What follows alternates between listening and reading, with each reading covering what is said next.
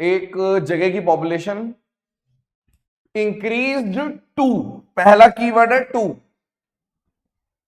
ठीक है, 50,000 हो जाती है 2016 से 2018 में, अगर 6% पर एनम बढ़ती है, हर साल 6% बढ़ती है तो, और सेम ट्रेंड चलता है अगले 3 सालों तक।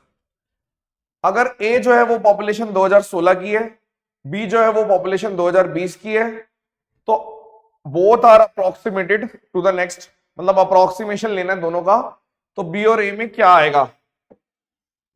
सवाल पहले खुद करते हैं फिर आपको समझाते हैं। देखो कैसे कह रहा है वो, कि जैसे अगर ए है ये 2016 है, 2 बार बढ़ी, फिर बी हो गई, बी यहां पर होगी, ये मान लो 2018 है, कुछ है बीच में, और फिर 2020 है, ऐसे हो रहा है, ठीक है। तो ये 2 का मतलब है ये जो वैल्यू है ये 50,000 है, ये कह रहा है वो। तो आपको बोल रहा है बी और ए में डिफरेंस बताओ।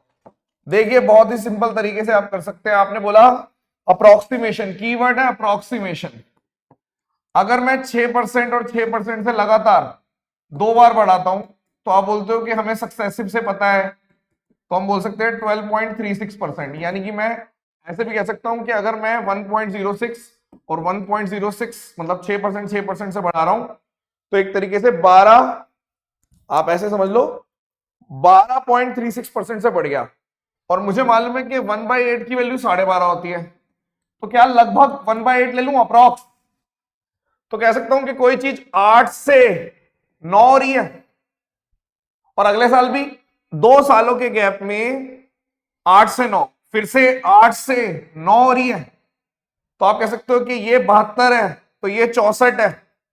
यानी कि अगर इसकी वैल्यू मैंने क्या बोली थी 72, तो 8 से मल्टीप्लाई कर दिया, और ये कितना हो गया 81। यानी हम ये कह सकते हैं कि यदि 64 ए में थी तो 81 बी में थी, यानी 17 यूनिट की वैल्यू निकालनी है अगर 72 की वैल्यू दे रखी है। यानी 72 की वैल्यू दे रखी है 50,000, 17 यूनिट की वैल्यू निकालनी है 85, 1 2 3 4 डिवाइडेड बाय 72, काटो इसको, पहले 1 से जाएगा, बच गया कितना 13, 130, फिर 1 से जाएगा 11 पॉइंट समथिंग, एक ही ऑप्शन है।